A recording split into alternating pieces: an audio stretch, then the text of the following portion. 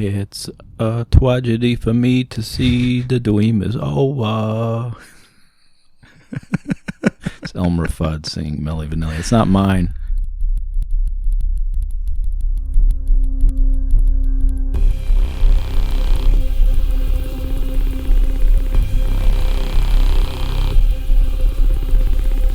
Welcome to the edge of nowhere.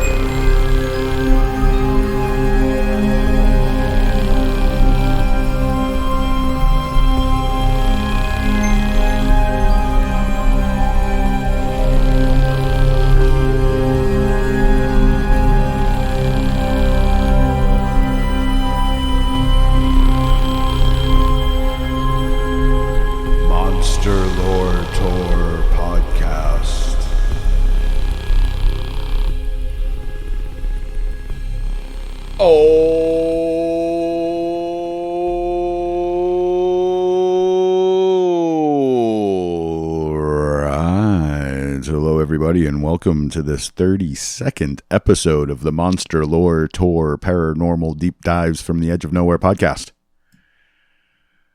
I am your host, Jeremy Carr, here along with my co-host in the clam to my chowder, Mr. Matt Ozero, a.k.a. the Moz. How we doing today, Moz? Boston is perfect for today, so and as soon as I say chowder, my accent comes back. Look at that. Yeah, nice.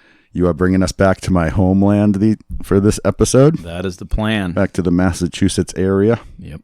But first, as always, let's tackle our old business segment. You got a couple things lingering from the Kushtaka episode there, Maz.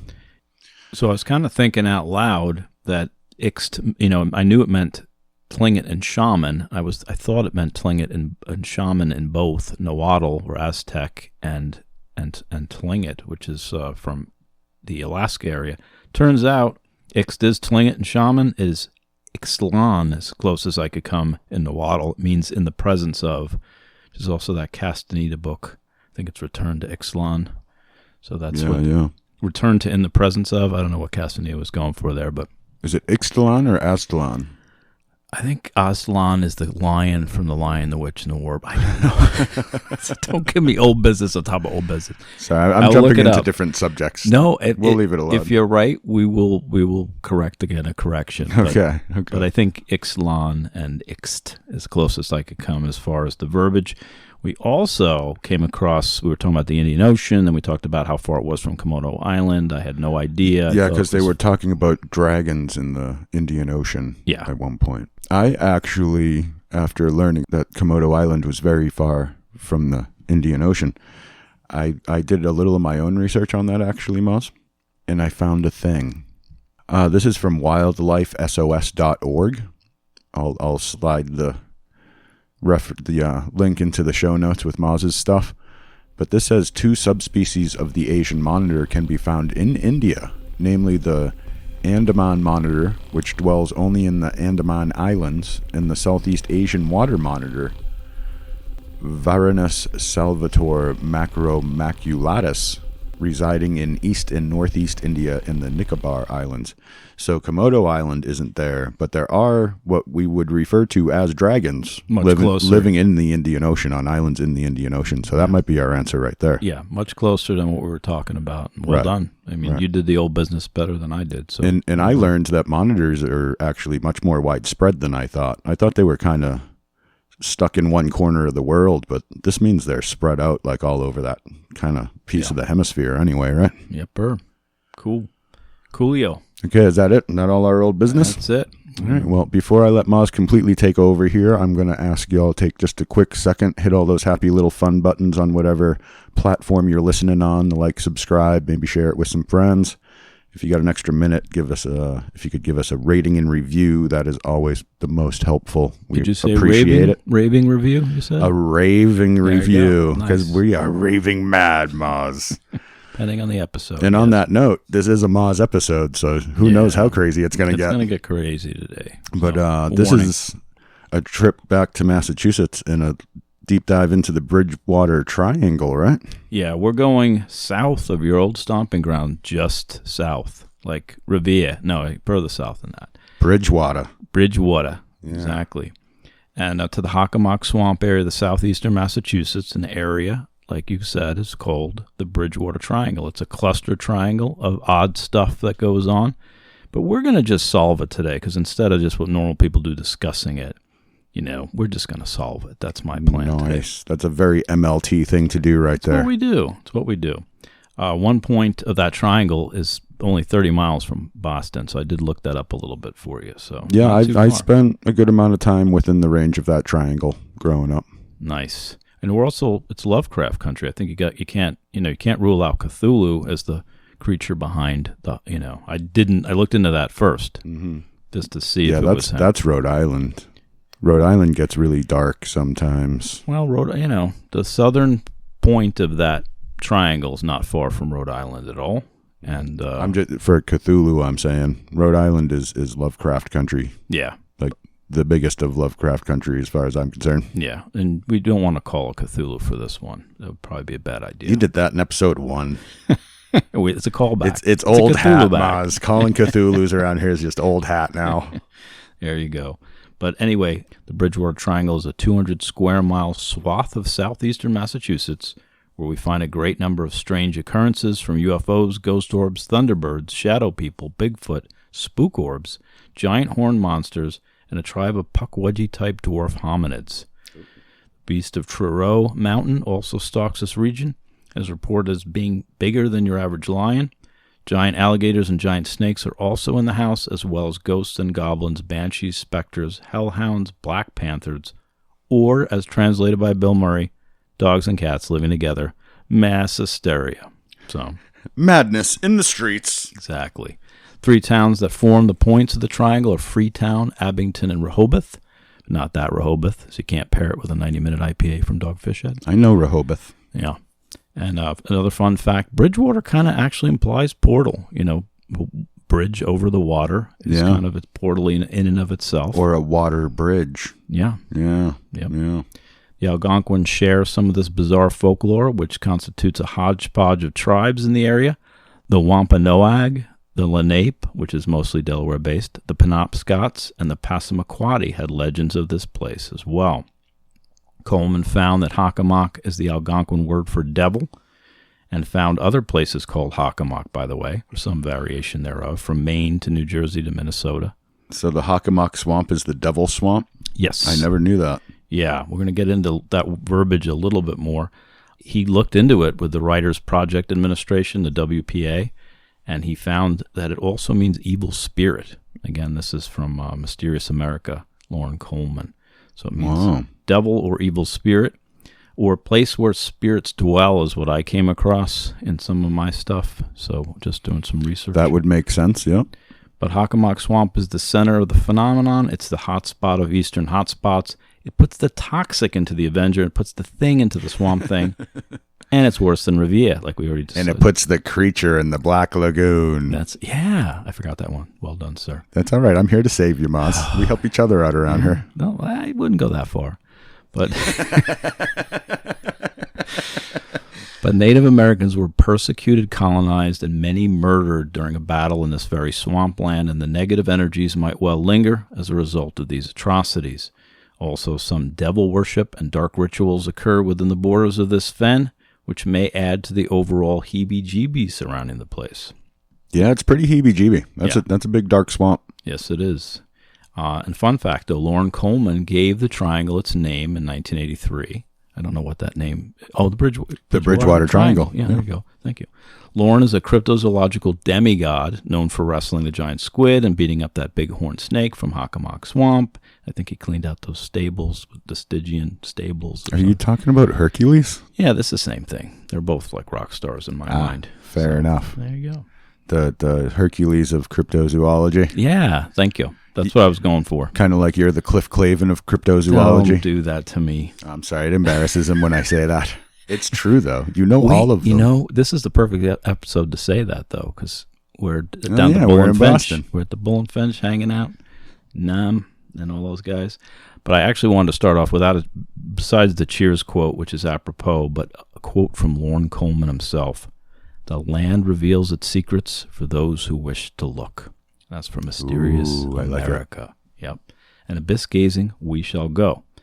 I kind of came across a cool documentary I'll recommend, The Bridgewater Triangle by Bristol County Media. If you get a chance on YouTube, that was a fun one. Most of my research, as usual, I found in old Indian legends and materials like Internet Archives, and kind of threw a disturbing light on some of this that didn't always come to light in some of the podcasts and things I normally hear about it. So a deeper dive, I think, paid off. We'll see what you think. You Again, very MLT. That's what we try to do. That's what we do. Anything we bring something new. Yep. But first, I want to do a quick monster roll call for what we'll find there. I know we kind of went through the list, but I want to go next step a little deeper. There's some UFO sightings, often range from crafts to more ghost orby or fiery witch light phenomenon. UFO sightings of the area reach back to the colonial times, but the recent flap of sightings came in the 1970s. That was kind of the big one. There's thunderbirds there that are often spotted in the region, estimated 12-foot wingspan, some accounts much larger. One sighting even comes from a police officer, and large birds are still reported there today. There's also those hellhounds I talked about, a black dog with red eyes, which is pretty darn typical. They tore the throat out of 2 ponies on a small farm in the Triangle, Yikes. destroying the birthday party of 2 16-year-olds. Yeah, I bet. And the authority, yeah. I don't know if that part's true. I just made that. I hope it's not true. Either way, gruesome. Yeah. And the authorities later spotted the beast, but it eluded capture. So it's fairly regular sightings still occur of hellhounds, from what I understand. Bigfoot has been spotted there as well, but according to Chris Balzano, who's one of the gurus of the area, from the area, and kind of does his own deepy dive stuff, he basically says the Bigfoot sightings have all but stopped since the 70s.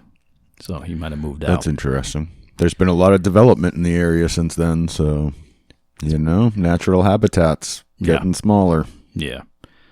Cult activities also reported in the area, and some related deaths. So there's a lot of kind of spooky stuff in that genre going on in the swamp, and a lot of horrors. We're not going to get too much into that today, but I want to mention that a lot of bad, satanic stuff went on as well. That satanic panic back in the 80s? Yeah. Yeah, I remember that. I was a young D&D player at the time, and all of a sudden everybody thought I was worshiping the devil for some reason. Some great music came out of that era, though. So, Black Sabbath. Exactly. Was awesome at that point. Yep.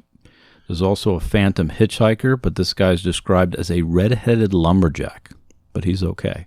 Huh. He works all night and he sleeps all day. I kind of got a fearsome crittery vibe from that guy, but I was thinking, what if it's like fire swamp and it looks red because everything's kind of glowing like. Well, if it's an elementally sort of thing, yeah. Pre-Ahoguano kind of thought there. There are a host of paranormal humanoids, shadow people, and poltergeist sightings as well. Lauren Coleman, I did read Mysterious America before this, and he definitely comes up with a few to add. In Bridgewater, 1970. He basically says there was a huge bear. A pack of dogs had to go hunting for it with police. So it was this whole to-do. In 1972, there was also a lion hunt that was organized. I think it's related to that beast of Truro. I'm not sure, but basically, giant lion has been spotted in this area as well. Coleman also reports giant snakes in the area. There's alligators. And put a pin. We're going to come back to that big snake, though. I want to put a pin. There's alligators in that swamp? Yeah, I saw a couple of references to giant alligators being sighted there. Wow. So I don't know. Like I said, this is just the list of things people see, which goes all the way back to colonial times. Yeah. But the 70s seemed to be one heck of a spike for some of the weirdness. It does seem that way. There's also Anowan Rock there. That's Anowan. You're from Boston. Is that pronounced Papa-like? Say that again. Anowan. He's an Indian. Anowan? Anowan, yeah. Anowan. And that's near Rehoboth, Massachusetts. After the death of King Philip, or Chief Metacomb, his replacement, Chief Anowan, agreed to surrender to the colonists if his folks aren't harmed. Of course, the colonists took them in and then beheaded and killed all of them. Yep, that's what they did. So the rock is supposed to be steeped with energy, paranormal phenomenon, EVPs, drumming, poltergeists. The site of a giant battle was there, between the tribe. Say the Wampa for me. Help me out here. Help me with the Wampa. Wampanoag.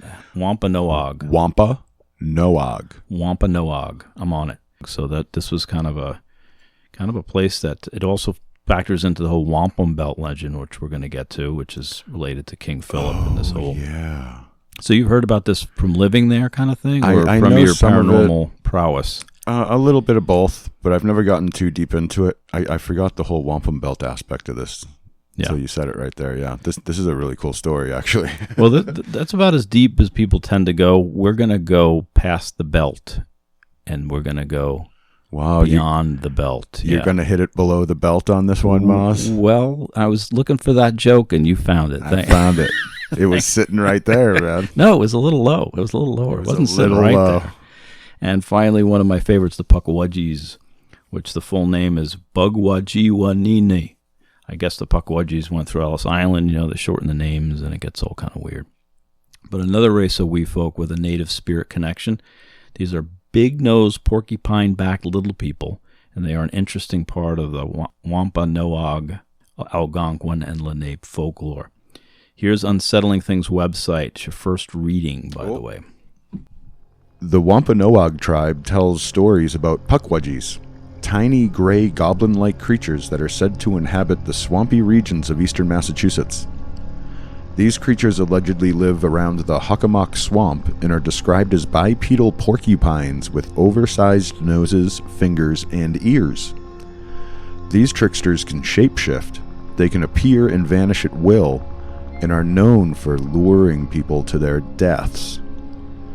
They like to confuse travelers, disguising paths and making new ones appear. Once they have their victims where they want them, usually dangerously near a cliff, they blind them with sand and push them over the edge. Good Lord. They can also manifest fire at will and have allegedly attacked people directly with tiny spears. They are believed to be the vengeful souls of Native American warriors. So we find, not only is it tied into Native American folklore, it sounds just like our global shape-shifting spreadsheet with luring people astray and all the shape-shifting and all the same antics, the trickstery antics. I think we've started converting the spreadsheet into a 4-dimensional Venn diagram. Yeah. It's now a 4-dimensional Venn diagram. Can we make it like a tesseract and... We're going to need some Tesseractian sort of technology, some quantum computing. We're working on it. We're going to really need an advanced Excel spreadsheet for that. That's kind of like... super advanced. That's a more expensive office package, I think. Yeah. There's also the Suicide Point near Freetown, where people feel suddenly compelled to jump to their death. For the last 15 years or so, a lady ghost has been spotted jumping to her death, and a strange urge to follow her off the ledge is reported by those who linger near the cliffs. I don't know if this is more Pukwudgie activity. It sounds like just what we read about. They throw sand in your face and push you up. Yeah. This is a variation of that theme, that there's a cliff. This one is more of your self-compelled to jump off of it. One person reported a blue-green mist in the swamp. It was described as almost a cloaking type effect because everyone else in the party failed to be able to focus on the area. So it was kind of a patch of haziness that one guy could see this blue-green mist within. Another fun fact, they discovered some 8,000-year-old mummified bodies dumped in the Hockomock Swamp, likely from the Hoffa clan. No, I don't know. That's probably a little too far north. I don't know if they drove that far. Yeah, that was New York, not Boston. Yeah, sometimes you got to hide the bodies. You don't drive around with it that far. He's in Giant Stadium, not Foxborough. They already looked. I saw that thing. They're never going to find. I mean, it's just one of those mysteries that, You can't find what doesn't exist anymore. Yeah, there's that. So, and finally, for those shocked by the age, by the way, of the 8,000 years, don't be. That's well within the land bridge date age. People were around here then. I know people are like 8,000 years ago, and there was a lot of people here for. It's not that long ago as far as time goes. Than that, but but there was a time they didn't think this was a big empty place, and people came over the land bridge, 1,000 years ago, and that's been it, and it's gotten way further back than that. The Clovis had a whole society here in the Ice Age. Like, people have been here forever. Yeah. Go Anthony West, young man kind of thing. So also these petroglyphs, we talked about them during rabbit lore a little bit. The Dighton Rock, that speaks to the area's shamanism. Kathleen Bragdon, we kind of looked at that thing. She found images of, well, she didn't find them. She just kind of discusses these haloed heads and snakes. It was this rabbit on the snake that I showed you. It's the same idea. But there's turtles and deer, thunderbirds, all from that area on the petroglyphs, which I thought was an interesting point. This from Mark Lasky in The Devil's Shadow, and in the show notes, by the way. Jeremy, you got your second reading from Mark Lasky? Keep sneaking up on me. Accused witches confessed to fearful encounters with human-like entities described respectively as a black man who spoke in a low murmuring and hissing voice, a boy, one half of his coat black, the other brown, and something like a man in all proportions, saving that he had cloven feet. Further accounts described bestial apparitions that included a black bear, a male goat, a strange thing like unto a snail, and an evil dog with horns on his head. Similar folk beliefs describe demons, imps, fairies, ghosts, and a host of other supernatural entities thought to haunt the early modern world. And in native cosmology, the figure of Hockomock embodied the dark forces of both the natural environment and supernatural realm. A powerful spiritual figure associated with death, the departed, disease, misfortune, the night, the northeast wind, the moon, the color black, swamps and marshlands, and the desolate reaches of the untamed forest. Parallels with the Reformed Anglo-Protestant conception of the devil appeared to be self-evident, as it further came to be understood that this fearful deity resided in the underworld and was inclined toward wickedness, shape-shifting, and typically appeared as a horned serpent casting the shadow of a man. Oh, I like that. That's from Mark Lasky's In the Devil's Shadow. That will be in the show notes. And again, the reason I add these two quotes from Mark Lasky is it gets an idea what the colonist side of this was. They were really spooked by this place as well, and this is some of the things that they were encountering back in colonial times during the lead up to this King Philip's War. So it was already kind of steeped in awfulness going, way back. Right. So this is before the atrocities we know of that happened there. Right. So, I mean, was this swamp a burial ground maybe or something before? Do you know what they were using it for? Well, we do have those 8,000-year-old mummies, so maybe they've been, burying the Hoffa clan there for a long time. Yeah, because swampy places, sometimes the swamp itself becomes the burial ground because it basically lends itself to that. Yeah. Chris Balzano, and we're going to get to this, I'm jumping ahead a little bit, but he's the main guru that studied this region. He thinks it goes way back. The principal deity or spirit or devil of the area was the Hockomock itself. I discovered that this devil Hockomock was associated with the color black and could assume shapes of persons, animals, mythical creatures, even objects. In this Simmons work, and this is the other one that I really enjoyed, this study, he quotes Edward Wilson saying, "He appears not to all, but to the chiefest and most judicious amongst them." So it's almost like the blue-green mist that only one person saw and no one else did. Right. It's like that's the chief. He was maybe deemed the chief.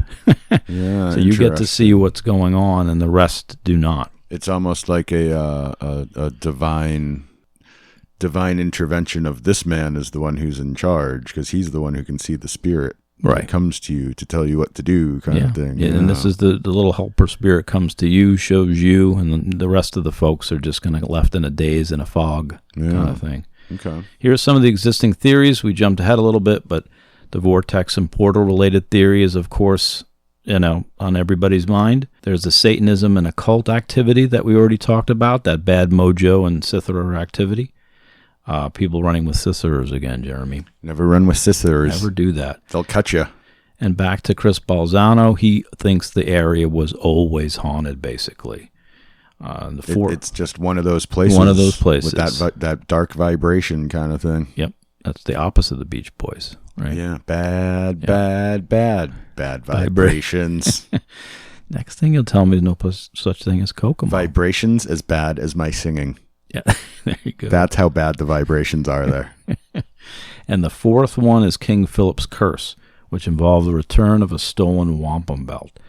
The Wampanoag people had this powerful belt known as the wampum belt. When King Philip, a native given that unfortunate name by the colonial settlers, eventually lost his war in that swamp. He also lost that wampum belt. But luckily, Freeland Oscar Stanley made him a new belt at his back cave under the Stanley Hotel. What was that? That could be the Marvel, Colorado Vortex Batman. That could be the Marvel Universe, not DC. That's pretty good. Can you believe it's been 20 episodes since the Stanley Hotel since episode? Since we discovered who Batman was? Yeah. It's been 20 episodes since then. That's pretty good. Dang. This is flying by, Moz. It was 20 episodes today. Whatever. Yeah. Tried the Beatles there. If you want to figure out who the real-life Batman was, episode 12, Stanley Hotel, we'll tell you all about it. There you go. Well, back to the wampum belt, I read somewhere that each shell on this belt signified key moments for the Wampanoag history. The legend goes that after the execution of King Philip, Chief Metacomet, some guy named Benjamin Church kind of took it on a boat. He wanted to bring it back to Europe as a prize, but it disappeared. We don't know if it got on the boat. We don't know if it ever made it. We don't know if it sank. We don't know. What the trail kind of ends cold. Yeah, there. And that was like their whole people's history was recorded on that belt. Like that, it was a big deal. That thing. Big deal. Like, it was a big deal. Yep. And it's one of the biggest like cultural thefts ever. The taking of that belt. And that's why folks feel that's the key part of that whole mythos involved with the Native American legend they believe surrounds the belt, and the returning of that belt, and the curse will be broken after that. I go a little bit of a different angle, which we're going to get to. But there's also this Thunderbird tie-in. Visions of Thunderbirds are common during Algonquin shamanic initiations, particularly with a warrior class of this area called the Pniese, P-N-I-E-S-E.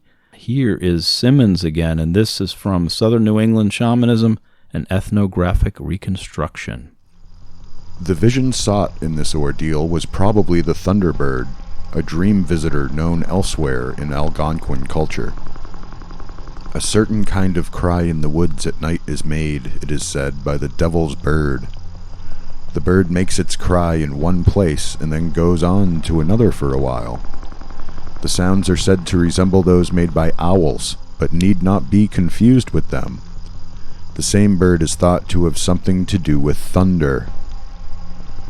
Hockomock maketh covenant with them to preserve them from death by wounds with arrows, knives, etc.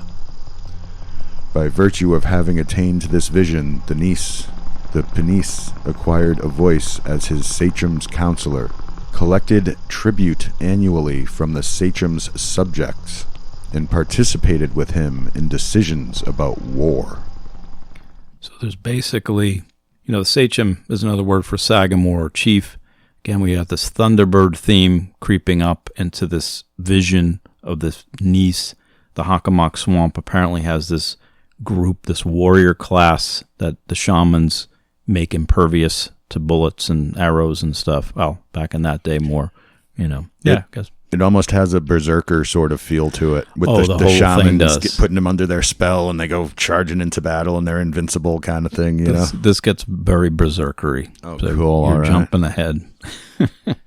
But basically, put a pin in that. But native orb spook lights, there's also a tie-in. There's also reports of swamp lights believed to be departing spirit orbs.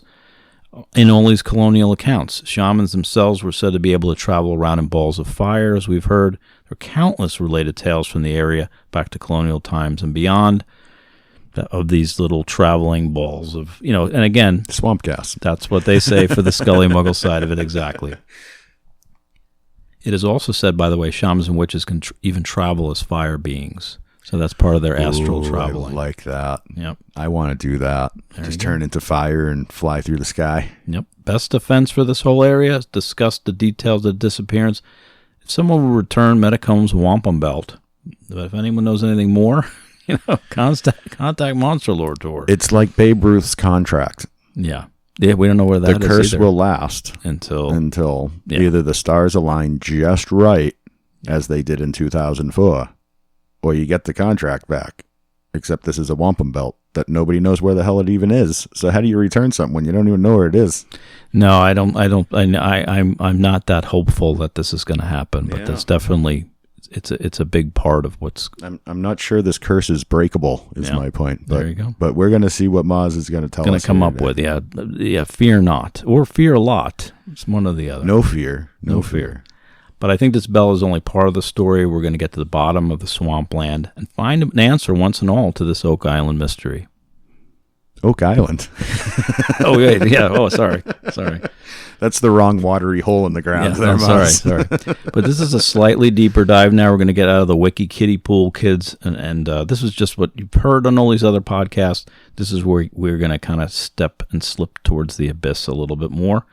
Some think that the swamp was always cursed, even before that, as we talked about. I want to get Mr. Balzano exactly to explain this. I know we discussed this, but one more reading, Jeremy, for you here about Mr. Balzano's thoughts from the Boston Globe. Oh, from the Globe, eh? I used to read the Globe back when there were newspapers. Anywho, Christopher... can I read this with my accent? Oh, please. Okay.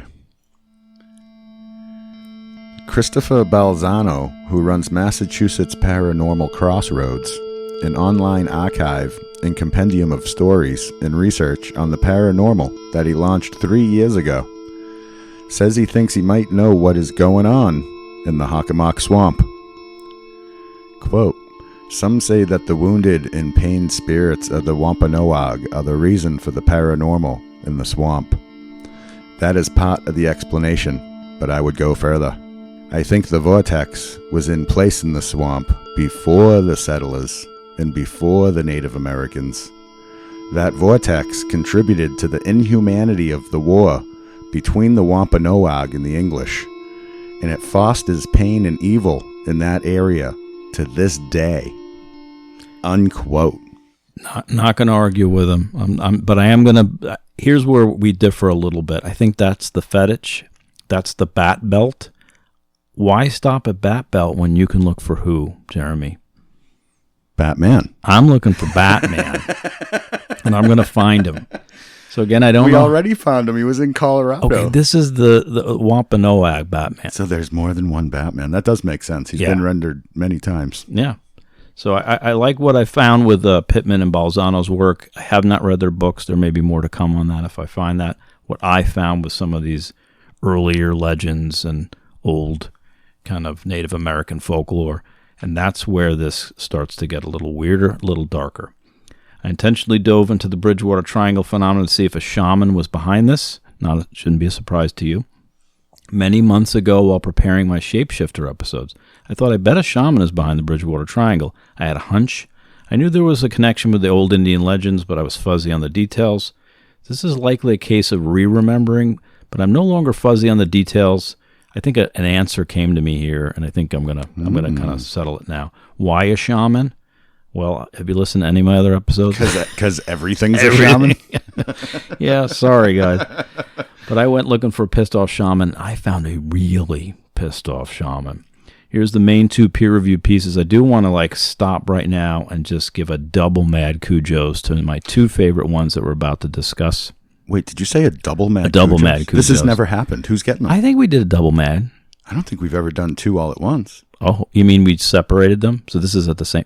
Yeah, there's been two in an episode, but it was one at the beginning and one at the end kind of thing. We'll just play the bumper louder, maybe. Oh, we're going to play it twice. Lower your headphones. He's going to play the bumper louder. No, I don't do that. I'm going to play it twice. Who gets them? It's going to be William S. Simmons, 1975, Southern New England Shamanism and Ethnographic Reconstruction. We've already heard a little bit from him already. And Mark Lasky, who we've also heard from, in The Devil's Shadow, Sacred Agency, Cosmic Struggle, and the Cultural Religious Clashes that Shaped Colonial New England. And here are your trophies, sirs. Ah, down boy! Ah, down boy! See, I played it twice. There you go. It's pretty good. I didn't hear that. No, you did play not. It back twice, and I'll hear it. I am master of time, Maz. But back to my theory now. I'm going to creep down into the mausoleum. New England was alive with deities known as Manitous, great spirit energies. The shamans of the day worked with these energies, harnessed them, usually for the benefit of their community, but other times for defense or offense. But the colonization theme crept in again, where, again, they start to have this whole problem with the locals and their friends in the beginning, and it gets worse, and it gets worse, and it gets worse. This is like we talked about in the Skin Walker saga we did early on. Yeah, we exactly said that. How do you create a monster? Basically, is you occupy a tribe containing a powerful shaman, and then all of a sudden this monster comes climbing out of the swamp or the desert. Yeah. In this case, the swamp, and that episode, the desert. Mark Lasky goes into this in detail in his thesis, by the way. The Wampanoag were the main tribe in the area, and Metacomet was their chief, who was given the name Philip or King Philip because of the initial friendly relations between himself and the Mayflower gang. I'm convinced, by the way, that there was a crate from Transylvania on that manifest. That would explain this whole country, I think. Did you call them the Mayflower Gang? Yeah. It's like the apple dumpling gang. I don't know. Isn't that what they are? I don't know. I never considered the crew on the Mayflower kind of a gang. Yeah, maybe not. I don't know. They didn't dress really Crip blood kind of thing, but, Dude, if you look at their manifest, they had no idea what they were doing. They were not prepared. Yeah. They did not have the things they needed to actually build a new society in the woods of New England. Yeah, surprised they didn't go down the way of, the lost James town. Yeah, the Roanoke. The Roanoke group. Yeah, exactly.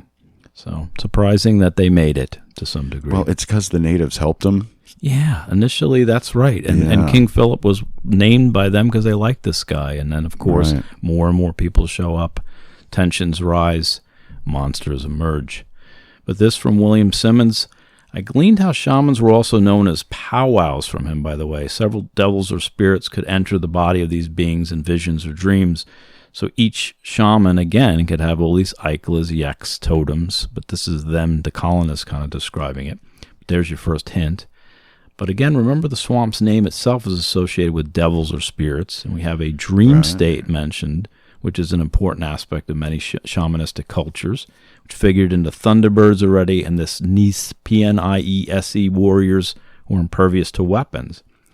Also, the main powwows seem to have some of the usual shamanic tools that we've come to expect, from divining to shape-shifting to use of helper spirits. All that stuff is there. I found all of that when I did my research.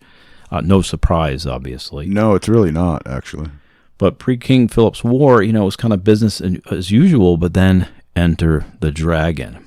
We have this friction, we have this problem, we have something emerge from the swamp. Was it Bruce Lee? We forgot in Best Defense. Enter the dragon. So we forgot in Best Defense, we forgot to add the new thing we're doing now. You're going to have Bruce Lee show up to help you in the Hockomock Swamp. Well done. Because we Best Defense, we usually have who would you bring to fight. It's better than using Chuck Norris against rabbits. I'd bring Bruce Lee into the Hockomock. You're never going to forgive me for using... Dude, you wasted Chuck Norris. I wasted my Chuck Norris card. I kind of just wasted Bruce Lee, too. No, you didn't. And here's why you're going to need... But we're going to get to why you're going to need Bruce Lee to get through the rest of this episode. Oh, okay, good. You're on the right track here. So basically what happens here, a figure emerges that I found, and I don't hear him mentioned that often, but this from Simmons, we find this, Tispaquin, the black shaman, Ossawamset. Is that how you say that from Baston? That sounds pretty right. Now Middleborough, a great powwow that no bullet could enter him. And he fought alongside King Philip in the final battle between the colonists and the Wampanoag. Eliade also speaks of shamans once they are under the protection of the right Yek, Ikla, or totem, who seem impervious to bullets or arrows in his shamanism, archaic techniques of ecstasy. So you come across this theme in other kind of shamanistic books. Now we've seen this before in other accounts of cryptoids as well. For one, that giant wolf that shows up at the Sherman Ranch, the Skinwalker Ranch. Oh, yeah. I just said it. We always say it when it's a book. When it's the name of something, It's the name of something. But basically they shot at it and it just kind of shrugs and kind of walks off. Yeah, like unloaded into it and it was like, meh. Yeah. So who was this shaman? Tispaquin was the son of Pamontaqask, Pamontaquask, the sachem of the Wampanoag at Namasket. The shaman's son becomes a great shaman himself, succeeds his father in the leadership role, inherits significant tracts of land. Huge tracts of land. Sorry, I had to do that. Simmons goes into how impervious Tispaquin is. Let's go into it a little bit deeper. Let's find out a little bit more about Tispaquin from the genie Tispaquin, the Black Sachem. His family gained significant prominence with his marriage to Amy, the daughter of Massasoit, Massasoit, The couple had at least 2 sons, Benjamin and William, and lived with a principal residence in Assawamsett, what is present-day Lakeville, Massachusetts. Through the marriage, Taspaquan became brother-in-law to Metacomb Philip, served faithfully to him during King Philip's War. With his status as a powwow, many Indians believed Taspaquan to be impervious to bullets. When Taspaquan did surrender himself, Church being absent, he was tried and executed. Same Benjamin Church who, lost the wampum belt, by the way. Isn't it funny? His name's Church. His name is Church, and he lost... I don't think that's funny at all, no. Yeah, maybe not. But it happens. Ironic, maybe. So alongside this native King Arthur figure, Philip, there is a Merlin, a Taspaquan, a feared Black Sachem, a powerful Sisser, and the head of the Wampanoag Homeland Security. And here's the tragic aftermath of this version of Camelot. We will get into this bloody battle, but the aftermath is this. Post the war, King Arthur's head, King Philip, sits on a pike outside the local fort, and our black shaman or Black Sachem Taspaquan is shot by a firing squad. Again, Aowen, Philip's replacement, is also later beheaded, and then the sacred wampum belt is truly lost to history. Right. Oh, but what tool did the colonists use to mount Philip's skull onto that pike? That's a rhetorical joke that you can edit out later, so don't even think about it. We're going to move on. This thesis specifically mentions the Wampanoag, that main tribe inhabiting Hockomock Swamp, and then bam, here's William Simmons again. Here's where we get to the heart of it. Before they came to the English to make friendship, they got all the Powhats, shaman of the country, for 3 days together in a hard and devilish manner to curse and execrate them with their conjurations, which assembly and service they held in a dark and dismal swamp. That's the colonists describing what's about to happen, right? It gets worse. So they get every shaman in the area together and go to work on some Sissery. Now, I don't think the whole army could be shamans, but remember they also had this shaman-adjacent class at the time called the Pniese, P-N-I-E-S-E. They're berserker warrior types. Yeah, here's more about them from Simmons. The Pniese was a person who attained a particular vision of a Hockomock in an ordeal. This status is attested in the Massachusetts and Pokanoket area, where they subjected the strongest and most able male children to loss of sleep, fasting, and drinking mixtures which altered consciousness. Typical kind of shamanic Yeah, that's initiation. very sounds like a peyote or ayahuasca ceremony kind of thing. Yeah, and Thunderbird seemed to be kind of one of the main kind of vision questy aspects to this part and this warrior class.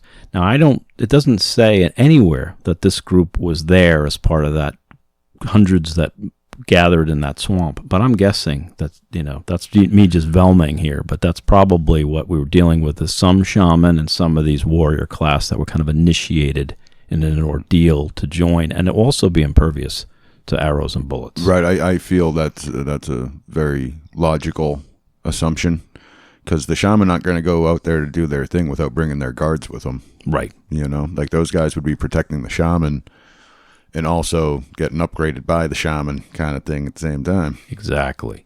And here's a lead up to the battle, this last bit from a paper by Mark Lasky, who is citing a colonial witness, Mary Rowlandson, but it's a kind of a, from the colonist side, it was hellish. She's she just had a newborn baby and she's dragged off.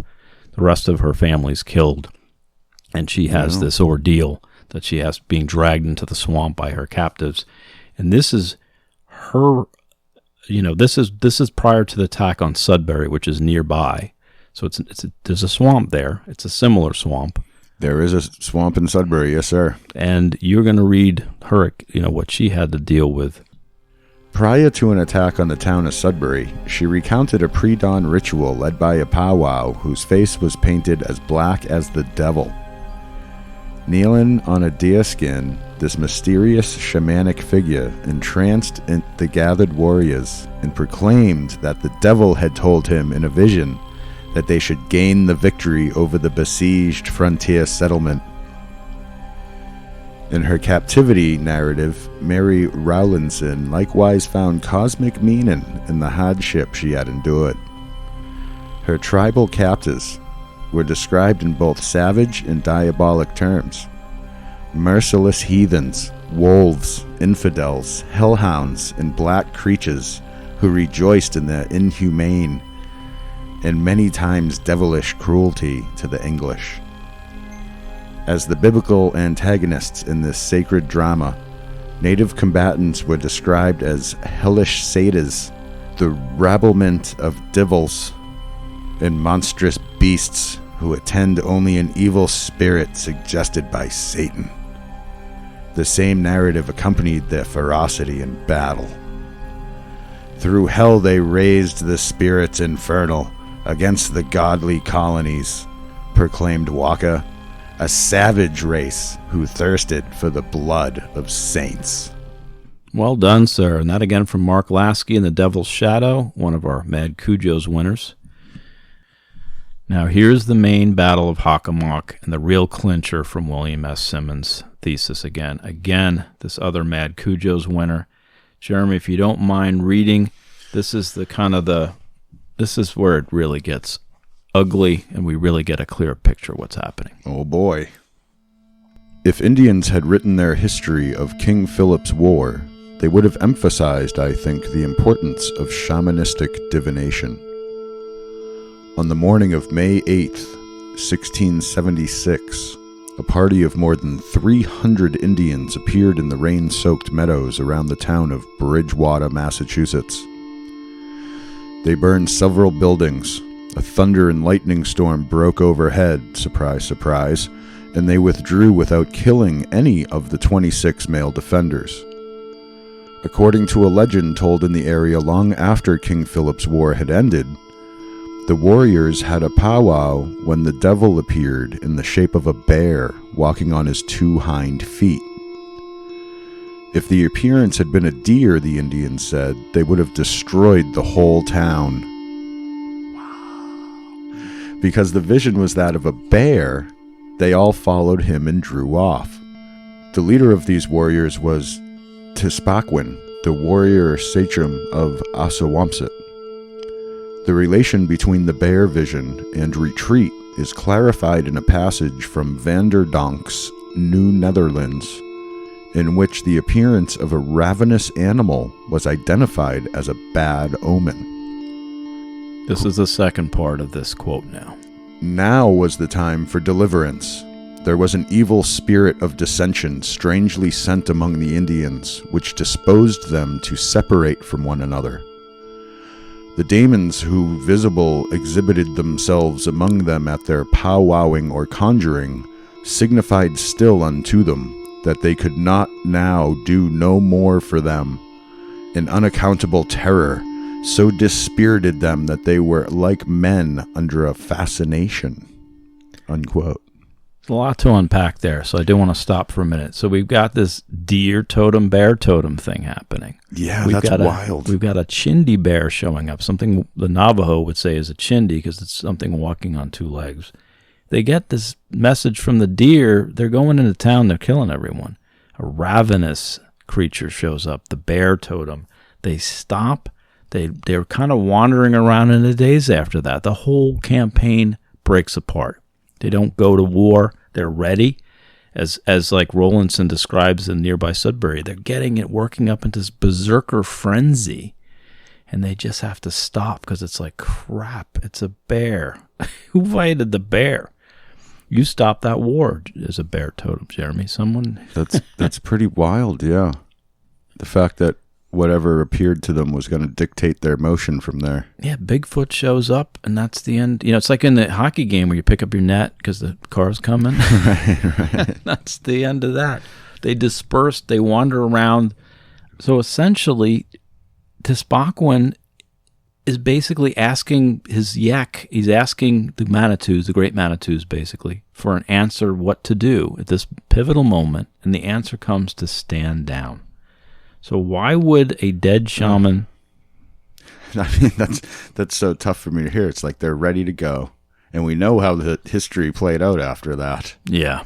Like, it would have been such a different thing if a deer showed up that day instead of a bear. That's all history comes down to sometimes. Yeah. It's crazy the little things that make a difference in history sometimes. But we've talked about deer totems and bear totems, so we would actually understand to some degree why this would be important. And it's never mentioned that I see very often as in relation to the Bridgewater situation.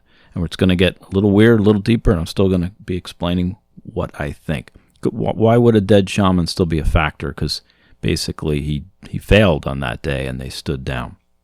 Let's look at the land guardian spirits in general, and then we'll see how shamans can become eternal scarecrow entities. Didn't think that was probably coming, did you? Whoa. Let me explain. Talked a lot already on EPs about elemental spirits or ancestral spirits, or these land guardian deities specific to certain areas. Sometimes they're tied to the shamans who presided over these regions. Again, it's hard to nail down the exact energy or thought form involved, or, those tulpic manifestations, keeping them in their appropriate buckets. They tend to crawl out. You put monsters in a bucket, they crawl out. They don't like staying in a bucket. They don't like that bucket. But the Bridgewater Triangle seems to be one of those areas that, if I had to guess, it's being guarded by something still. So what do you think is still guarding this? This is a hard one, Jeremy. Jeez. There's so many things that we've gone through. What would still be guarding it? I mean, I feel like the spirit of the Penice would be the ones to stick around for that, the berserker spirit. That's precisely my Ahu Guano, so hold that thought. Nice, nailed it. Well, I'm not going to give you full credit. There's still always room for improvement, young man. Okay. But I do think that... I've made a living on B+, so I'm good with that. No, it does directly relate to my Ahu Guano. But here's a related example from Michigan to give you an idea what I'm talking about with the scarecrow shaman theory. There's even a potential link between dogmen and the Potawatomi tribe. Essentially, the dogman is sometimes associated with the massacre of this tribe. Linda Godfrey, in her work I Know What I Saw, cites White Lake Historical Society as describing large-scale traumatic events that can imprint into the survivor's psyche and the landscape itself. We've seen this before. So this dogman took out an entire tribe? Well, basically, there's a link between what they're saying is there's a mythical link between dogman being associated with this whole massacre. So gotcha. I don't know if there was a whole bunch of dogmen there, but basically, when you look back at the Indian legends, they talk about dogmen in association with this massacre. That connection may be lost to time. Maybe there's more there. Linda Godfrey goes into it no further in that book. Again, if folks know more. But there's a link, again, that I'm trying to establish. Residual energies in places of war are not a new thing. The oldest cases might come from ancient Syrian accounts of phantom armies raiding their cities at night. Glastonbury has been overrun with ghostly knights clanking around since Arthurian times. And, of course, the battlefields of Gettysburg, which Godfrey mentions, by the way, is a big one in our own backyard.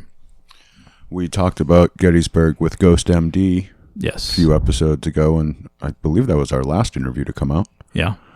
And I have a ghost story. We recorded it. We haven't released it yet still, but from a Civil War fort. Nice. Also. So, yeah, the war ghosts are a very common thing. Yep. Anywhere people have died in war, you're more likely to find those spirits still lingering, I think. I've had my little EVP recorder on the Gettysburg battlefield myself, by the way. Cool. So we'll get to that someday. But that's so much further south than we are today. Well, actually, I guess more southwest than we are today. Yeah, it's definitely a different region. So energy after countless tragic deaths during war has a way of jolting and bolstering the paranormal baseline of an area. But now you have a Black Sachem and his army massacred near an area of swampland. Does this change the equation? I think it does. I'm going to get back to these Neo-Jungians. This is Alfred Reeby, who we talked about before, but you have two quotes from him as to why I'm trying to make an argument basically for landscape shamanic entity. And again, with landscape elementals or whether it's shaman, it gets hard to kind of dice out. But let's see what we got. You have me making your arguments for you again, Moss? Yeah. Well, Reeby is, and you're just, just a tool. My accent just keeps turning on and off. We can't do Boston with you. Just go read I'm not even doing it on purpose. It just keeps coming and going. Read everything in Boston. It's fine today. Right, I'll do Boston today. In many regions of the earth, for example, in Black Africa, the belief exists that it is not possible to conquer either a particular territory or the powers inhabiting it, only living people. The political domination of the newcomers extends only to the human inhabitants. The first possessors of the ground, even as a subject people, remain the lords of the earth.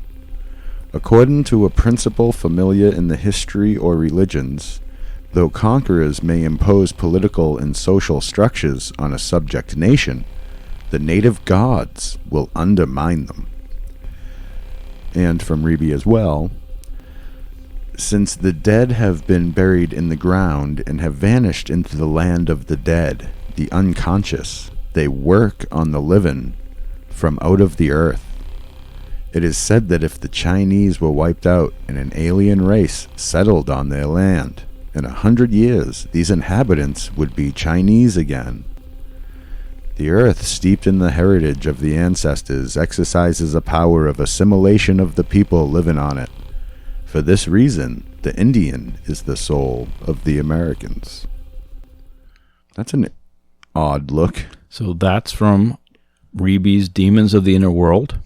And what it's saying is that if someone conquers them and takes over and just lives there, what that's saying is the Chinese believe they would eventually be Chinese. They would actually turn into what used to be there before because the land influences the evolution. Right. So the land is there. They still have to deal with these things. They still have this power that's within the rock and the landscape itself. If this were true, I feel like America would be a very different place right now. Well, why is there it's a really good point. Or maybe it just takes way longer than we've been here, because white people have only been here a few hundred years, really, when you look at it. But it's happening now. I mean, shamanism is big again. Why? True. So because religions or people are losing trust and faith in their structured religions, so they're going back to the other options. Are you REMing me? That's me in the corner. Oh, losing my religion, yeah. No, you're right on track, and which is why I have Mike Clellan here saying we need shamans, and if society doesn't provide it, the universe will. And it sounds like Joseph Campbell, which is saying similar things with myth. This from S.E. Strange. This is going to be in the show notes as well, 2017. The typical ritual for propitiating the land is yearly sacrifice, puja, to an autochthonous Amerindian spirit. Anecdotal evidence suggests that these rituals are common among Surinamese Hindus, particularly those residing outside the city.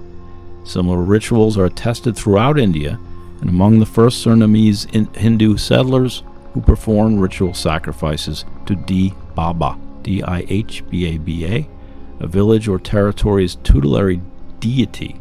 Despite this ubiquity, many Surinamese Hindus are deeply reticent about rituals to the spirit of the land. Very common to make these sacrifices to regional spirits in parts of India.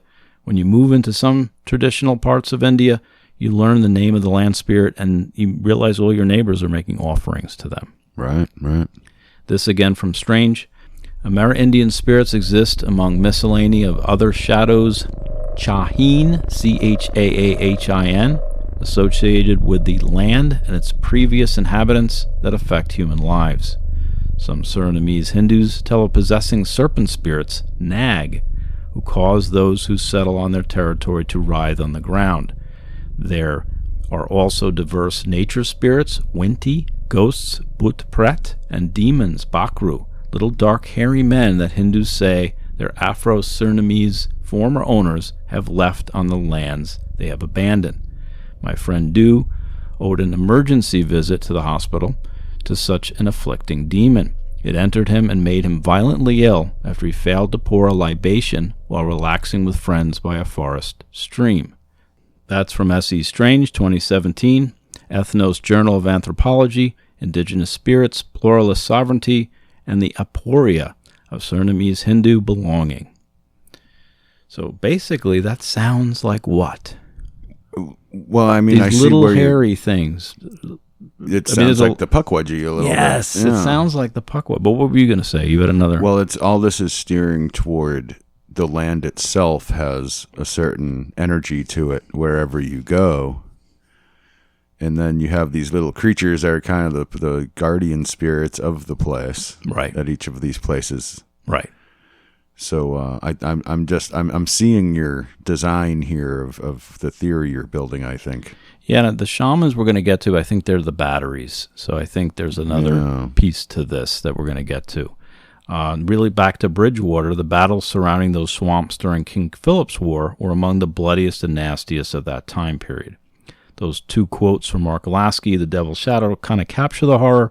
These two you're going to enjoy or not enjoy as well. Oh, boy. All told, nearly 9,000 people were killed during the conflict, out of an estimated total population of 80,000 people, 2/3 of which reflected native casualties, 1/3 sustained by the English. Of the native survivors, thousands were enslaved or driven from their ancestral lands in the war's aftermath.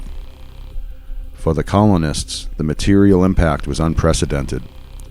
52 out of 90 towns were attacked, with 25 pillaged and 17 completely destroyed. Thousands of people became refugees or wards of the state. And the next quote? The colonies were left in disarray in the aftermath of King Philip's War, but it was the Algonquin tribes of southern New England who paid the heaviest toll. Upon the war's conclusion, an estimated 60 to 80% of the native insurgents who joined in the uprising either perished, were sold into slavery, or else fled their ancestral lands. So again, that's from Mark Lasky, one of our Mad Cujo's winners. And here's my shaman shield. I just wanted to kind of, for those, I wanted to say just how much bloodshed there was. This was a bad one. It was really bad. It was one of the most gruesome. Yeah. Like, it was a short war, but it was maybe the most just straight up gruesome thing that's ever happened in America, at least since the white people showed up. And if you want to read Mary Rowlandson's firsthand account, I think that will really, and we read a couple of quotes from that, obviously, but it really captures just how awful. Because it was nasty. It was both sides. Like, both sides were just doing the most horrible things to each other. Yeah. Like, it was bad. It was really, really bad. Don't date Cheryl. No, that's an inside joke. There is no Cheryl. That would be worse, but this was bad. There is no Cheryl. But shaman shield theory, this from Christopher Busick. The Tungus believe that evil spirits, often sent by the shaman of another clan, will attack unless a fence is erected by their shaman around the community to protect it. The power of the fence to ward off these evil spirits, however, is invested in the shaman. The death of the shaman, therefore, is followed by a near panic, as the Tungus are left unprotected from potential attack by evil spirits. This is, again, we're talking about Russia, so I'm just telling you where these same themes come up. There's a million wall jokes I could make right now. Yeah. Yeah, we're not going to make those. I'll save that for later. Save it for later. But you get the idea. There's a shaman setting up a shamanic shield. Now, this is the Tungus region. We're talking about Russia, but you get, or Nepal, but you basically get the same idea. Yeah. Powerful living and breathing shaman might protect an area from harm, but what about this premise of a dead shaman as scarecrow? Can you simply bury a being of power and continue to defend the community for years to come? There is some evidence, or at least some existing belief. Go ahead. This connects to the grave guardians with the dogs. People would bury the dog with them, so that the dog's spirit would protect their grave, right? Yep. Sounds same idea. Very much like that. Same idea. Yep. And that's why when you go to certain church, the hellhounds are in the church graveyard a lot of times. Right. The grim. Yeah, you'll see like the gargoyle in the graveyard kind of thing. Yes. Gargoyle. We're going to get into that. Not this episode. Gargoyle. No, there's no guys. It's always gargoyle. It's all the gargoyles. But maybe it's a human form. Here's another thought. Ave Loeb, ancient space buoy. What do you think? A scarecrow as this. What? Are you trying to say Oumuamua was a shaman, Maz? I think you're going too far. I think you've gone too far. I'm out in the Oort cloud right now. But it's the same idea. No, I guess it isn't. No. A whole guano. But I just found some hints to regional energies while researching the Tlingit and the Kushtaka in that UBC thesis from R.A. Barazol, Mad Cujo's winner of the Kushtaka episode. If you want to read this, this is where it gets even cooler, even weirder. Oh, I like weirder. There was great danger involved in approaching a shaman's grave house or in touching his paraphernalia for those who were not authorized to do so, or for anyone who was not ritually prepared. Only select members of the opposite moiety, or outsiders, were allowed to build or repair a shaman's grave house, while a potential successor could only supervise. One of De Laguna's informants stressed that it was dangerous to go near such a place, because something gets in you and makes you die soon. You have to prepare, get ready, to go near by keeping away from women and not eating for 4 or 8 days. This same informant guessed that this affected Indians because they believed in it, but not whites because they don't get scared. Continues. One of the effects of the fear caused by native beliefs in the power of the shaman was that the equipment which was placed in his grave was never touched except in respect by a sanctioned caretaker or by a hopeful successor. It does make you wonder what you just said, if, foreigners or outsiders, outside of the moiety, come into an area, would they have these experiences even? Do you have to be in tune to this stuff? Right. And I don't think so. I honestly think if you have enough energy, enough negative energy, different people who are sensitive are going to have these different experiences. And maybe it is just the chief is going to talk to one in the group, and everyone else is going to just feel a little weird and fuzzed out. Right. But it's interesting. But grave robbers beware, and settlers who settle near an area of power beware. Looking deeper, it seems a number of tribes buried their dead shaman in a direction deemed most strategic. I found more specific behavior amongst the Haida, Tlingit, and Tsimshian, the same Kushtaka tribes, in a YouTube video by Steve J. Langdon, Interactions and Relations Among the Haida, Tlingit, and Tsimshian Societies. Langdon claims these tribes buried their shaman, quote, within sight lines oriented to regions where enemies were likely to appear. So basically in the direction, and then he says potential enemy incursions. I'm getting the real Pet Cemetery vibe right now.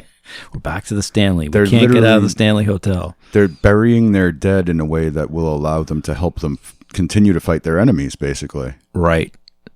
And that's what I'm getting at with Bridgewater. To me, it sounded like ley lines, so I picked up my, I already had this book. Oh, sure, yeah. From Vortexes and ley lines and stuff, nexus points. Dogs and cats living together. Chaos in the streets. Bill Murray got it right long ago. Yeah. Tell him about the Twinkie, Ray. What about the Twinkie, Ray? But here's Paul Devereaux, and back to ley lines. Richard Bradley observed that the deliberate alignments of the Dorset curses, by the way, are long ditches or trenches of an unknown function from like Neolithic Britain, but that emphasize monuments, and that the line of the curses reinforces the distribution of the long barrows, which clearly held extraordinary importance for the cursus builders. So they did all these megalithic stuff with really, why were they doing this? The nature of the relationship convinced Bradley that the cursus has a funerary symbolism. That it was a British avenue of the dead. The deliberate alignments of the curses were onto the mounds. It is the alignment that matters, and the alignment was meant to connect a whole series of monuments to the dead. We will note this association of linearity and death recurring in many of the other examples given below. We are looking at a spatial expression of a relationship with the dead, and more precisely with ancestors. That expression must have been based on some concept to do with the spirits of the dead, a concept I suggest that for some reason involves linking spirits with straightness, dead straight. Wow. That's Shamanism and Mystery Lines, Paul Devereaux. But also from Devereaux, he points that Holland... So go ahead. That plays into the whole mound builders in the Midwest as well, I guess, huh? We're going to have to do a lot more research down that road right there. Well, what if Stonehenge, they did something, it was Merlin, they had to bury Merlin somewhere to point it in an area to defend another area. I mean, Sure. But also in Holland, they have these death roads, Lijkwegen, LykWEGN, or corpse roads that are associated with the spirit path. Wow. So this is like, it's like grid forming inverters today. We're trying to get all the energy around the grid, so we're using these things. It's so ley liney. It really is. Like, you were spot on with that. And just moving shamanic energy around this whole grid might be what's happening here. Devereaux also explores how in some regions like China, spirits can only travel in straight lines, and most folklore speaks of witches or spirits struggling to cross bodies of water. Maybe part of a paranormal traffic pattern is starting to emerge. That's not him. That's just me filming out here. And this plays into the whole triangle thing too, doesn't it? Does this explain the Hockomock Swamp? Yeah. Again, the shamanism, mystery lines, kind of energy, batteries, and here's where I kind of bring it home a little bit.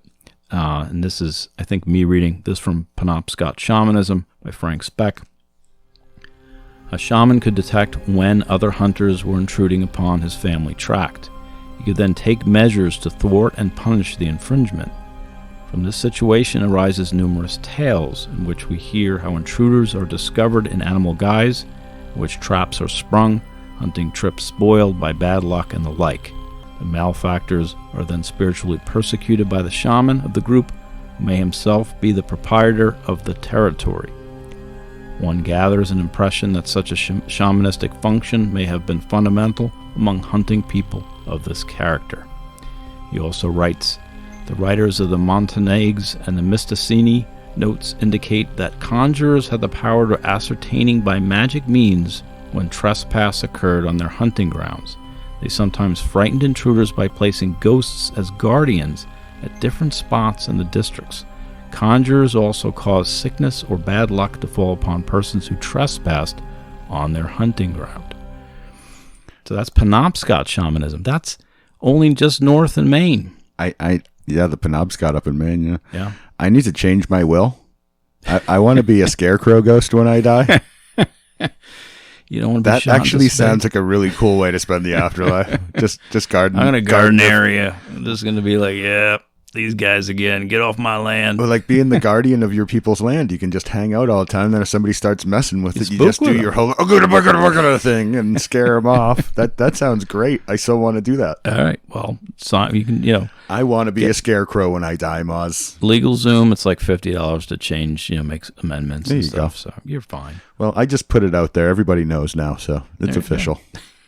That was my official changing of my will right there, everybody. I'm going to be a scarecrow ghost. If you think that's weird, this gets weirder. I love how you do that, Moz. Yeah. I mean, if you think what Jeremy just said is weird. Like, you really don't think it can get any weirder, and then it gets like 8 kinds of weird. And then I open up another book, and it gets weirder. Another clue comes from the Tlingit Shamanism and Sorcery book from Ronald L. Olson. This old Tekwedih shaman tale, Tekwedih, a Thunderbird clan of the Tlingit. This is back to Kushtaka country in Alaska, wherein a dying shaman asked to be buried someplace far and promised ongoing support. If they buried him where he said he needed to be buried, he would bless their clan and there would be more shaman.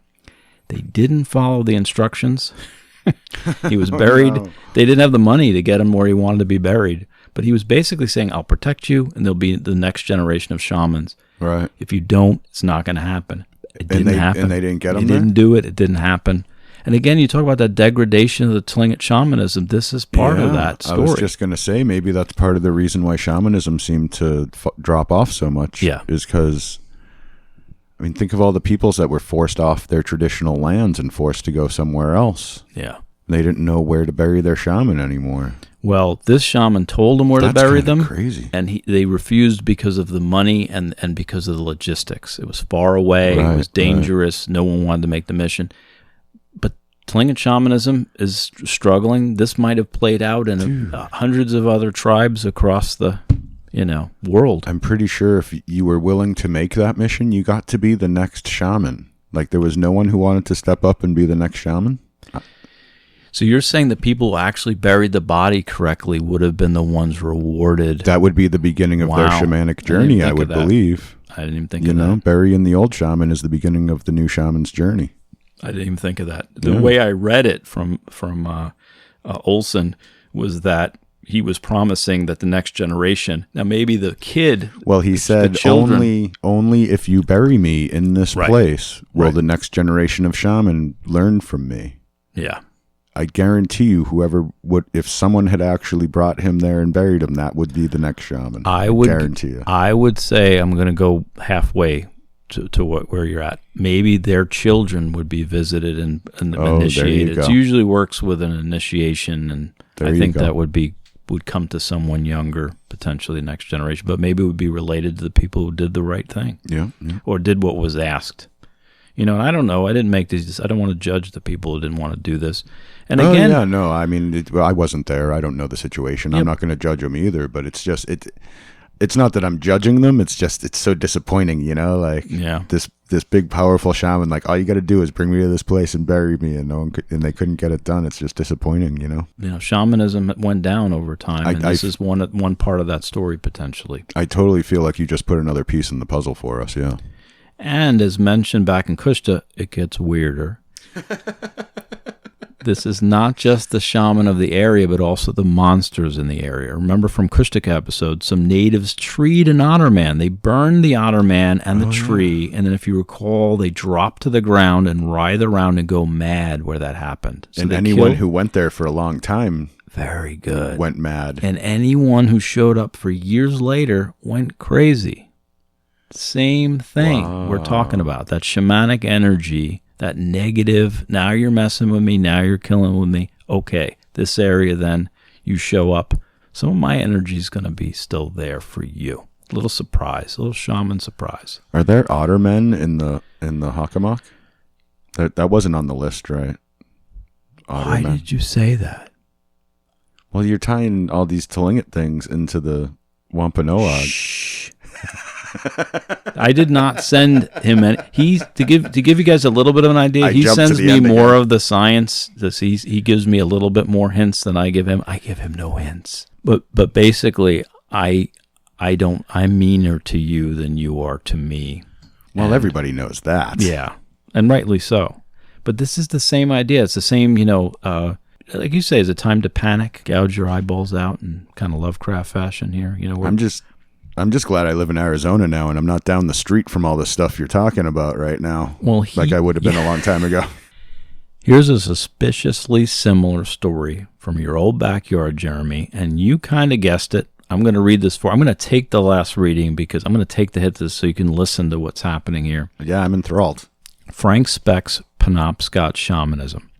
One night, some hunters were camping in a wigwam near some friends. During the night, an otter appeared at the doorway. One of the men in the bed at the back of the lodge opposite the door began talking in his sleep. One of the hunters awakened, seized a brand from the fire, and poked the otter, which ran out.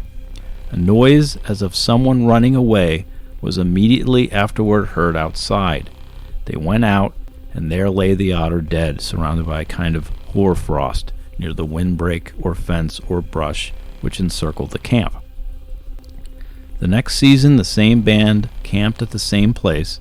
Two boys of the band ran to a well to get a bucket of water. One of the boys got to the pole of the well bucket stuck in his side. He staggered right over to the brush fence at the same spot where the otter had died, and a frost gathered around him. In the morning he was dead, lying in the same spot. They all thought that he was a Moduolinu, M-O-D-E, Duhiki-O-L-I-N-U, who had appeared as an otter the year before. It was an uncanny affair. Wow. This is Penobscot shamanism, not Tlingit shamanism. We've got an otter, we've got a death, we've got a kid that wandered onto the same spot and died. Yeah, like he was replaying the energy of the place kind of thing. Yeah. Wow. So you sadly wreck the whole ending for everyone. I had no idea we were actually doing Kushtaka. Well, you thought I was building it up, but I was going there because I found the same thing. And really because I didn't get to all my Kushtaka readings, so I was just going back and seeing if there was anything else relevant, and I find an otter in Penobscot shamanism. That's land. Wild. Yeah. So you really are showing the universality of so much of this stuff, Moz, in this this whole first season you're doing. I'm showing I need a day job, Jeremy. Yeah, you definitely need something else to do. No, I don't. Dang it. I'm enjoying myself. But I'm just reading about Penobscot shamanism, preparing for this episode, and boom, I'm back in the Tlingit homeworld, thousands of miles away. Is this a case of diffusion? Actually, Frank Speck kind of touches on this a little bit. He doesn't know why Eskimo and Algonquin stuff seems so similar. Back to that circumpolar stuff we were talking about. Because it all comes from the same original culture. An Arctic shapeshifter, yeah.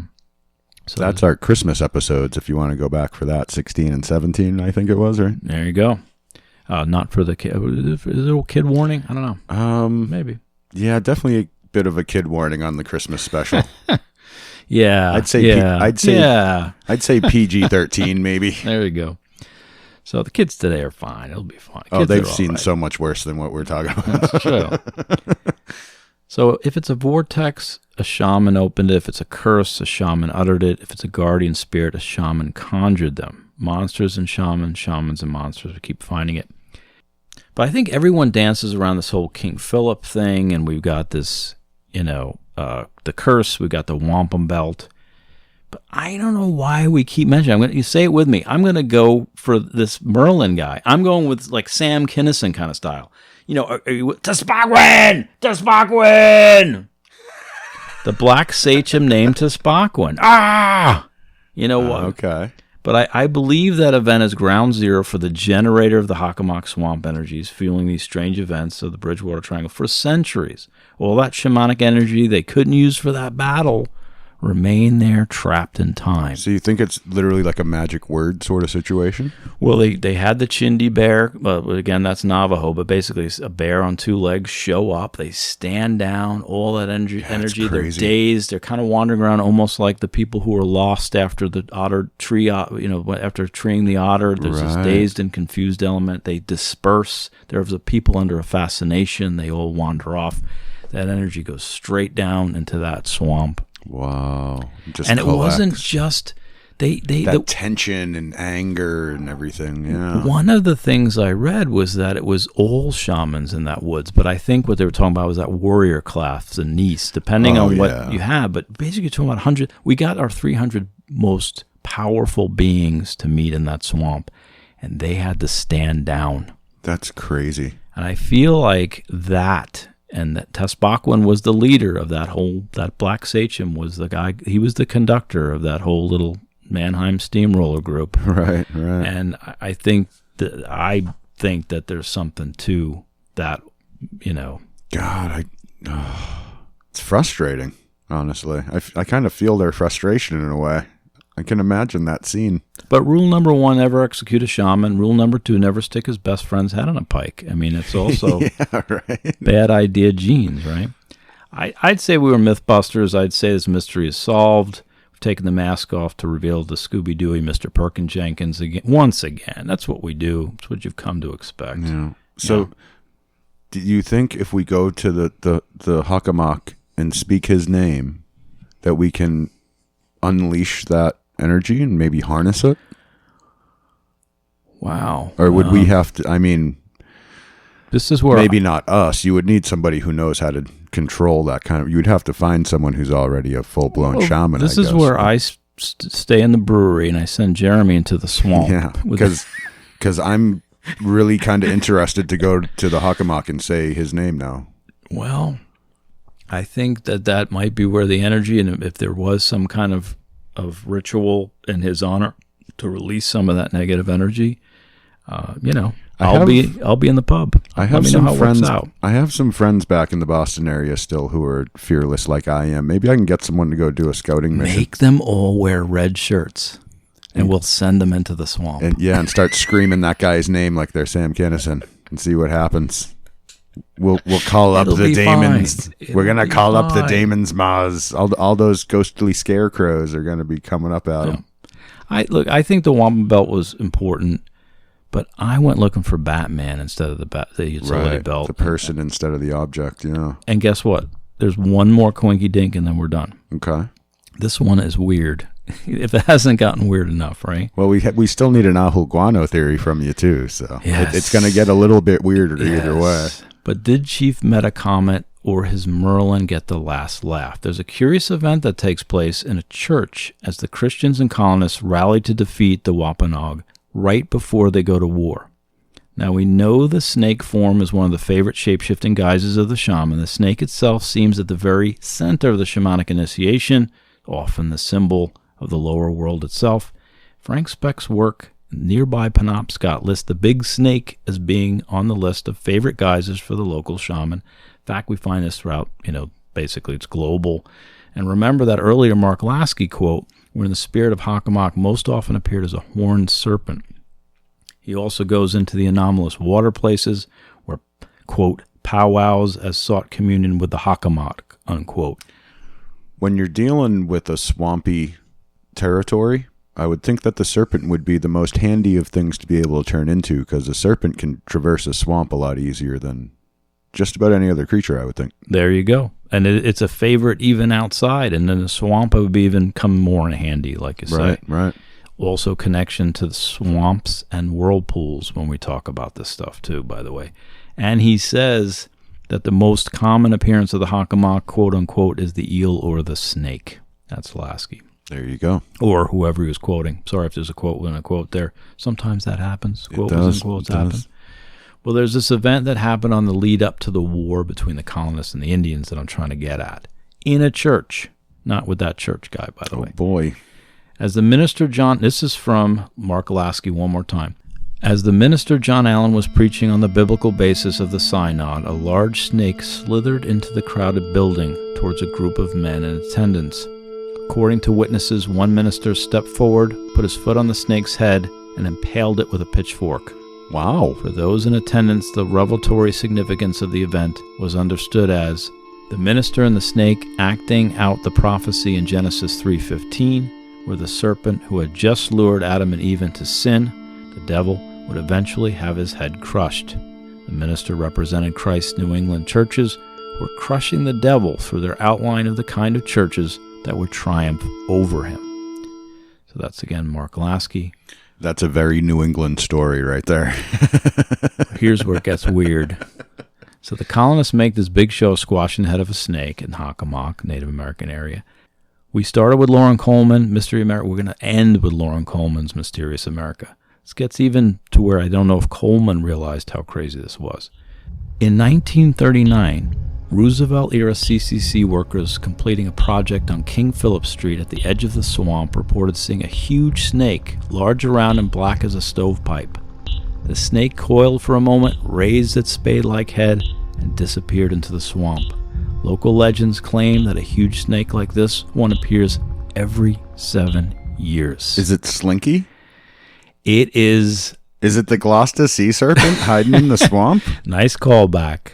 That actually, it's the same area, so I can't fault Gloucester you for sea this. serpent, episode 2. What do you really think it is based on this episode? Oh, it's totally the black shaman guy there. It's Tuspaquin. Tuspaquin, thank you. Yeah, so totally Tuspaquin, a giant black serpent on King Philip Street on the edge of the swamp, Moss. King Philip Street shows up on. So is it King Philip on the edge of the swamp? On the between. It's always on the edge. In between the liminal land spaces. And the water. The development in the swamp. Yeah. And why every 7 years? Do you think? Oh, that's very tropey. Why 7 years? For some tribes, it tallies all the directions, the 4 directions that we've been wrestling with, up and down the 4 directions in the center where the shaman is beyond direction, beyond good, beyond love and hate. The 7 directions. Little cosmological reminder in Yig form from Chief Metacomet and his Merlin, Tuspaquin. Wow. Or is it the devil? Is it Arthur? Is it Merlin? I don't know. Maybe. It's definitely Tuspaquin. I'm with you, Maz. I'm with you. Are you ready then for the Ahu Guano file? Ahu Guano theory of the week. Oh no, here it comes. Quick, to the batshit signal. I'm always ready for that. Let's get weird, Boz. So the two big things were my whole guanophile and, tying it back in with the tlingit, and you went ahead on both of those. This one you kind of got as well, I believe. Remember, the Pukwudgies are mini Porcupine tribe peeps.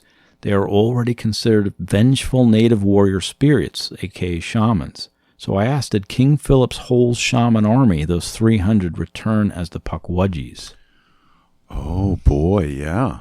Are these the version of those dark land spirits, those hairy dark land spirits seen kind of everywhere? Remember that X-File episode, Detour, with the little Spanish conquistadors, these forest elementals? They stayed there so long, they become these little creatures in the woods. Okay. It's everywhere. That's very Kushtaka, too. You stay too long, you turn into one of them. It's back to that landscape. Is it the shaman? Is it the elemental? What energy are we dealing with this week? But here's the real Ahul guanophile. Okay, forget these little pricks for a minute. That's one way to say it. Remember those changeling stories? Do you remember the changelings from the fairies? They sneak in, steal your baby, replace it with one of their own. Okay. Not only does this legend tie back to fairy folklore, which we all know, but it also ties into shamanism. Raven, one of those other proto-tricksters from the Pacific Northwest, like Nanaboso or Glooskap, he was a changeling. Actual child died in this case and was replaced with a shining one.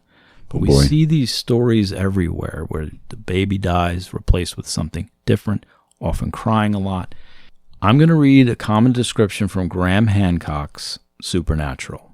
You are going to think about which cartoon character child that this might represent. Cartoon character child. Hancock says the following are definitive characteristics of the changeling. You have to think Black Sachem child toonling kind of thing. Here's quote 1. Shriveled up with withered face and wasted body, ill-favored and deformed. 2. Strangely and almost impossibly thin, very long feet, very long thin legs, as though he weighed nothing at all. And he had a very strange appearance of being enormously ancient, despite the fact that he wasn't.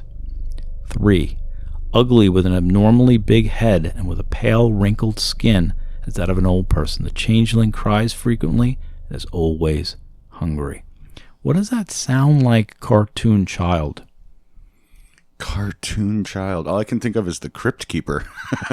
Cartoon, though. It's like, He's a puppet. Think of animation, think comedy, think cartoon. It's okay if you don't get it, but when you get it, you're going to go, oh my gosh. So it's okay if you don't. I have no idea. Stewie from Family Guy. He's a changeling proto-trickster monster shaman. Think about the description. Shriveled, withered-faced, ancient, big head, tiny, wasting away. Stewie from Family Guy. He doesn't look like he's wasting away, and he's not all elongated. He has a big head, and he has a tiny little body. He looks ancient, but he is not. Okay. And we all know Seth MacFarlane is in league with the devil. What about the elongated feet and super skinny and always hungry, though? That doesn't really apply, does it? I think we've got him. I mean, if you throw a little, Shaggy in there, you don't think that sounds exactly like Stewie? Big head, ancient. I think half of it sounds like Stewie. Well, those. I went through. You got a half-assed Ahul guano here of us. That is. I would let us know and email us if you got that one, if you were thinking of it. But basically, Seth MacFarlane is in league with the devil for sure, right? And if you think about it, changelings. Oh well, we all know that. Have you seen the possessed teddy bear? Right. That's a perfect example. But the changeling piece of it, they come from the McFarlands, if you think about it. Oh, okay. This goes back to the yogurt de Danone, which is a wonderful probiotic, by the way. But think about Stewie's yak. His familiar, his Eichel, is who? He has a talking dog. He has a talking dog. Yeah. Stewie and Shaggy are sisters, shamans currently on the red road of personal power and darkness, if you read your Black Elk. Shaggy for his gluttony and sloth, and Stewie for his homicidal supervillainy schemings. Okay. Yeah, no, I'm with you on that, yeah. In the episode E. Peterbus Unum, a map of Rhode Island shows Quahog to be in the vicinity of Tiverton, Rhode Island. Do you know what else is in the vicinity of Tiverton, Rhode Island? The Hockomock? The southern edge of the Bridgewater Triangle. Yeah, and that's where the Cthulhu live, too. Yep. So do we need to add Quahog to this fictional portal town, to this triangle, to make this Bridgewater rhombus? What do you think? Rhombus is a much better thing than a triangle. They don't have any cluster rhombuses that I know of. And Quochontaug, Quonochontaug, which is the town of Quahog, is actually short for, in Narragansett, it means blackfish. So again, fishing ties in with the proto-trickster. Black ties in with the Black Sachem. I think we've got, ergo, our black trickster, Stewie. You know what this is? Yeah. So Stewie is the black shaman from the Hockomock? Yeah. Yeah, he's a changeling. He was born on the edge of the Bridgewater Triangle. Right. Like the giant snake. He's definitely a changeling. I don't think he's a normal child. If you think he's a normal, he looks ancient. He does. And he acts ancient. He has head. Knowledge that there's no reason he should be able to have. Exactly. And he's got a talking dog for a yak. Solved. Another mystery solved. Wow. Yeah. I know. Yeah. Wow. Yeah. Well done, Moz. Okay. That's the ahuliest ahu guano theory I've ever heard. Out of like almost 30 of them now. Wow. That's pretty good. Yeah. That was ahuli as guano. There you go. And I am moving Scully Muggle Junction and a couple of tidbits to our side trail. So we're going to skip Scully Muggle. We're going to come back to what they're going to say in the side trail. You're not doing the Skeptics Review? I'm doing it in the side trail. We're going to talk more about it. But basically, it's more about my cartoon theory, really, and why it seems to make so much sense. Oh, it is the side trail. Yeah. It's part of the Scully Muggles in the side trail. Well, we'll play the bumper for you in the side trail then. There you go. And for us files, I don't know, the closest we have is your spookiness to that area, and I don't know how close, you were not that close to you were closer to, you were in Boston, basically. It was more like southern Rhode Island coast. I wouldn't connect it to this directly. I really wouldn't. Okay. It's a cool story from sort of that area, but I don't think it's connected to this whole, the whole swamp thing. And no, swamp thing's different. And King Philip and all that. I don't think it's connected to that. It's more of a Civil War ghost, I guess. Nice. But do you have any that, growing up in that area, any Hockomock stories that maybe we haven't heard, or maybe you thought, wow, I've heard this place is spooky because blank? Because of Stewie. Maybe it's because of Stewie. I do remember it being one of those places that people spoke of as being like really spooky and dark and, nice. And like weird, feels weird.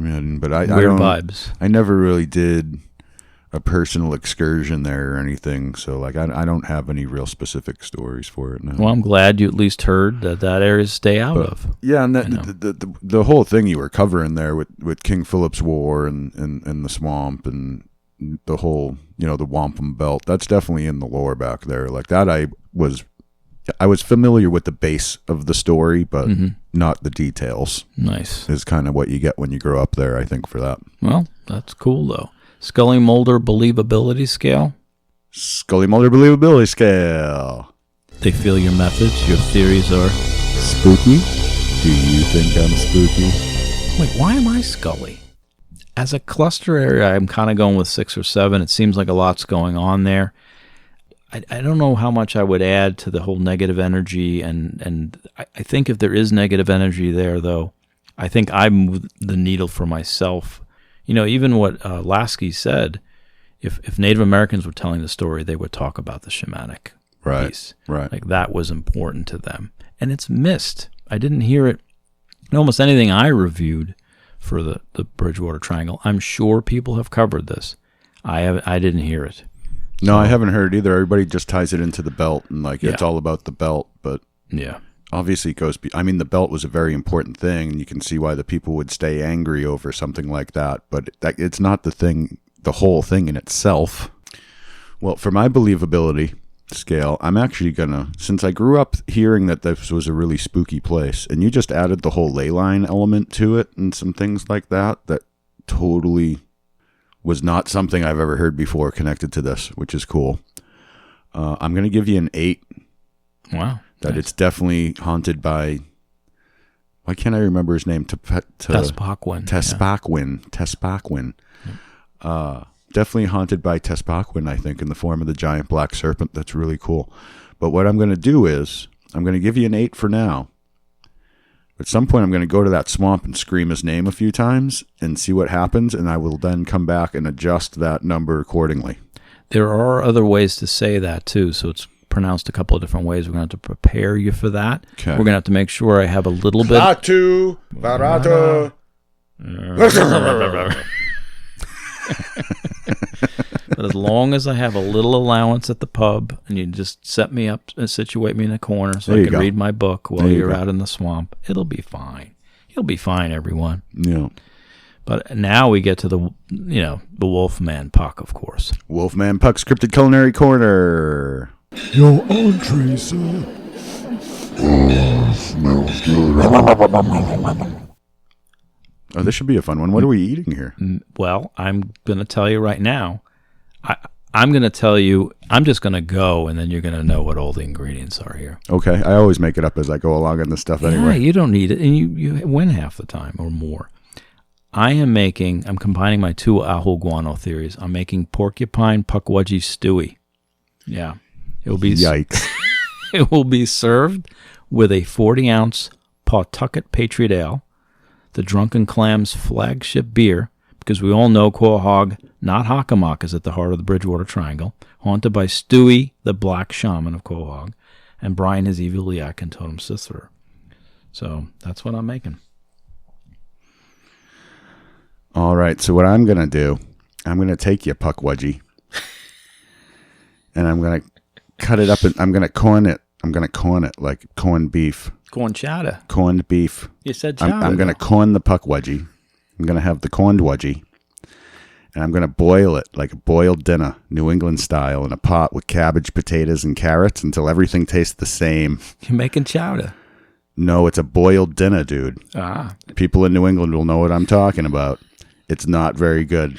It's very bland. Everything tastes the same. Oh, man. But, it fits the theme. So, yeah, pukwudgie boiled dinner. What are you serving it with? Otherwise, Sam Adams Boston Lager. Oh. Thank you very much. Wow. No, that you don't even want. Yeah, just the basic. There is no other beer. Okay. Sam Adams Boston Lager. Wow. Yes, sir. I think you just Boston lagered me. I think my accent won Wolfman Pucks. If I didn't have the accent, none of that would have worked. That's the only reason it works. It's cheating. It's cheating. It's totally cheating, dude. It's a piss of accent, though. Well, I'll tell you what, though. I got a teaser. I thought about a Quahogzilla episode out of this one. Nice. Yeah, there we go. So that's the giant prawn. Everyone knows it's Slinky. Everyone knows it's Slinky, dude. I mean, it kind of connects, too. It's a little weird. Yeah. Serpents in New England. It's a thing. Anywho, I guess we're wrapping it up then. Anything to add or subvert before we tie it up here, Miles? Things we've missed will be in the side trail, and you're gonna give a whole nother bit of story on the skeptic side in the side trail. A little bit, yeah. Okay. For members in our Patreon section, you'll be able to listen to that side trail immediately following the episode here. Otherwise, public release, you'll have to wait for the next compilation of side trails, but that will be out within the next few weeks. Always forget where exactly we're at in the rotations on those, but never more than a month apart on that. But anywho, that wraps it up for this episode. We will see you next Tuesday with Bat Squatch. Yeah, Maz, Bat Squatch coming up next. I'm kind of excited for that one. Until then, thanks for coming, everybody, and have a good one, listener.